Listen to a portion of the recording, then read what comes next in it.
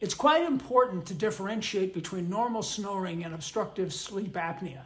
In normal breathing, the air passes your throat and the soft tissues vibrate against the air and cause noise, and that's your normal snoring. There's no pathologic effect. However, with sleep apnea, there's severe loud snoring and noise when you breathe. There's also long pauses in the breath and then silence. This can cause restlessness, sudden awaking, gasping, snorting, and even choking.